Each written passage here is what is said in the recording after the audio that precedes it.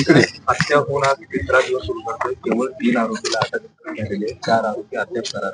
त्यांनी आता पीडित कुटुंबाशी वेळ घेतली, एसपीशी तुमचं बोलणं झालं, काय संवाद झालाय, तुमची पुढची आता मागणी काय आहे? नाही, ओव्हरऑल सगळी स्थिती बघितल्यावर असं लक्षात येतं की प्रशासन कोणाच्या तरी हाताचं बावलं बनलेलं आहे.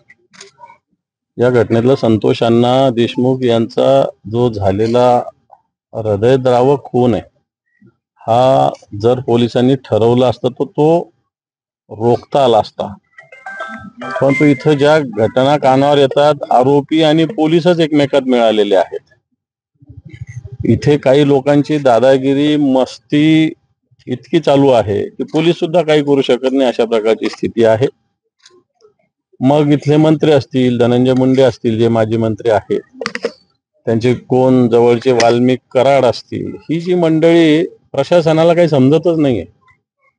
कोणी येणं, त्याच्यावर दादागिरी करणं, हम करे सो कायदा करणं, आणि याच्यातून एक संतोष अण्णासारखा एक 15 वर्षापासून या गावचा सरपंच असलेला एक अतिशय फक्त सेवा आणि सेवा करणारा व्यक्ती आहे, याचा खून त्यांनी केलेला आहे.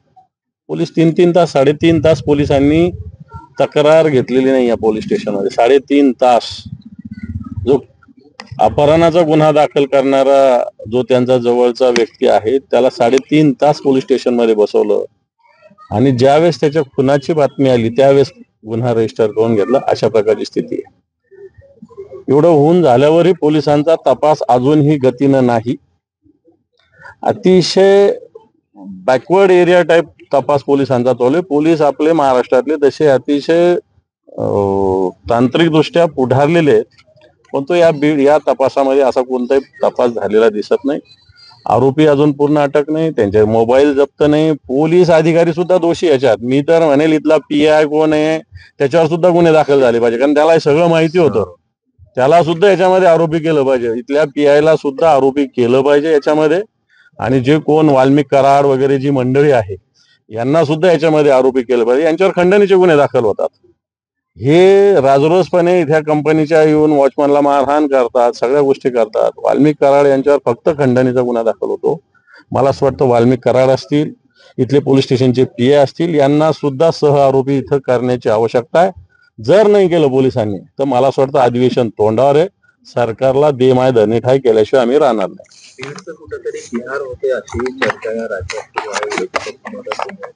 विधानसभेत काही आवाज वगैरे नाही, मी बीडला बदनाम करणार नाही, परंतु काही व्यक्तीमुळे निश्चित बीडचं नाव खराब होतं हे निश्चित आहे. कायदा सुव्यवस्थेच्या दृष्टीने निवडणुकीत सुद्धा बघितलं, उमेदवाराला मतदान केंद्रात जाऊ दिलं जात नव्हतं, पोलीस बघत होते तोंड घेऊन. पोलीस कशासाठी तर हेच कळत नाही. मग यांच्या हातातच काट्या दिल्या पाहिजे, यांच्या हातातच बंदोबस्त दिला पाहिजे. कशाला पोलिसांनी खाकीवरती घातली पाहिजे इथली? म्हणून ही दादागिरी, ही दहशत म्हणतो जनतेच्या, जर पोलिसांनी नाही मोडली तर जनतेलाच उठाव करावा लागेल.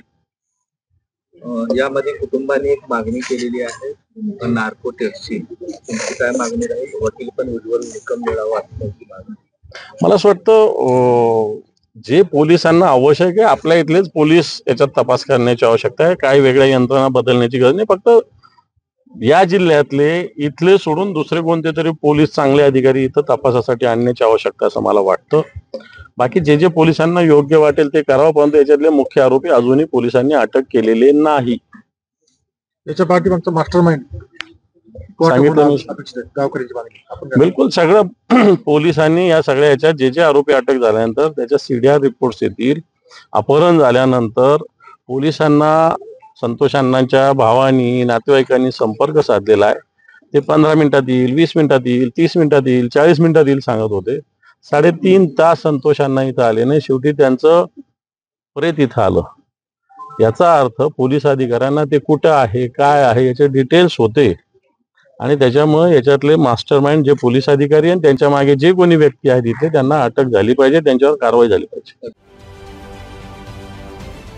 महाराष्ट्रातील सर्व बातम्यांचे विश्वासार्ह व्यासपीठ, सकाळच्या सर्व सोशल मीडिया प्लॅटफॉर्मला लाईक, फॉलो आणि सबस्क्राईब करा. तसंच सर्व नोटिफिकेशनसाठी बेल आयकॉन प्रेस करायला विसरू नका.